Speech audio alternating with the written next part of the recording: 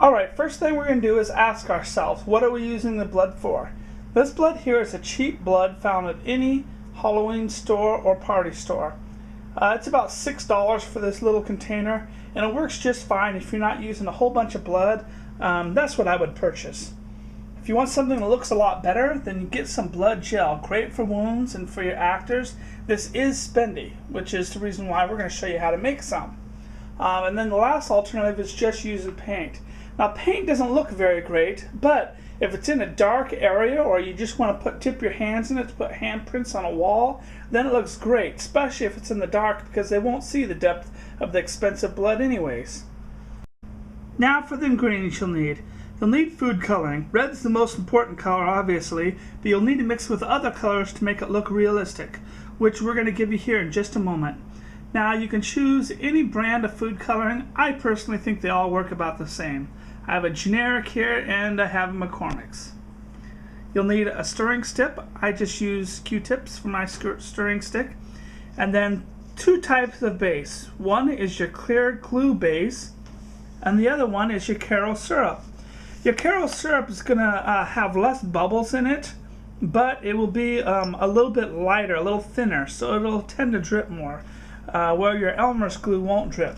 Now both of these can easily wash out of the kids' clothes, so they're great ideas. Now I'm ready to mix my recipes and make some blood. And there wouldn't be Halloween if I didn't use my Halloween Hellmouth limited edition shot glasses. Pretty cool. You can find these at HalloweenHellmouth.com. Now on the right I'm going to make my recipe, which is the Karo syrup recipe.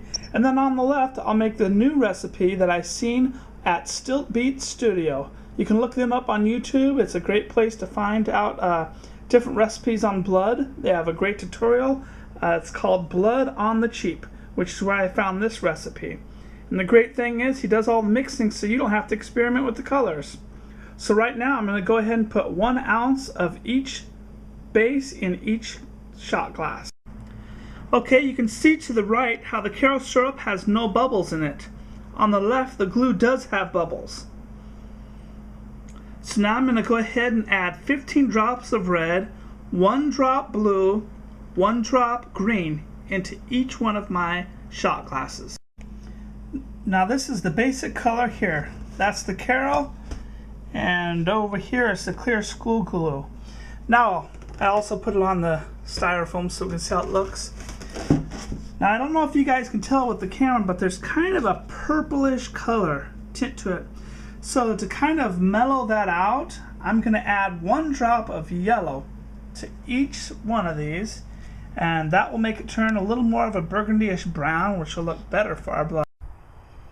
Okay, so there is our corn syrup, and here's our school glue, and I'll show you guys how it reacts. So as you can see, the Karo syrup drips a lot. It's a lot more runnier, so it tends to thin out. That glue on the other hand is nice and thick. So I guess it all kind of depends on what application you're using it for. If you are decorating a wall and you want it to drip, to look like drips, the Karo syrup might work. But after doing this test, I'm going to have to say the glue is better. Okay, so this is a school glue to the left without yellow, to the right with yellow.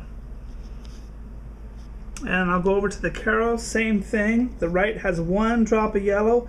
I don't know if you guys can pick it up with the camera, but the right is much better looking color. Okay, so now I'm going to take it outside so you guys can see it a little better in the sunlight. So there's the blood that I put on me.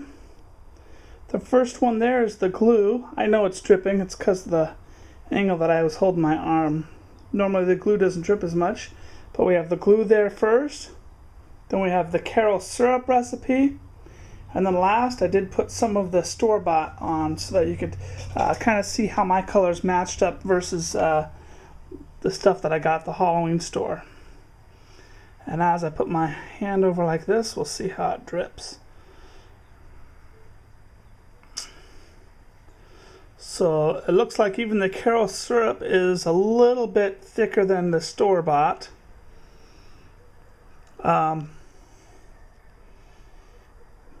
That's basically how it looks.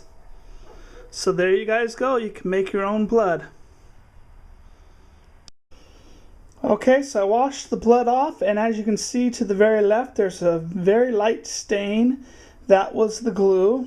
And then on the far right there was the bloodbath blood. I got it at Spirit Halloween store.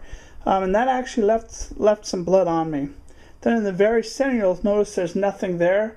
That was the blood I made with the Karo syrup. So it looks like the Karo syrup is the easiest one to clean off.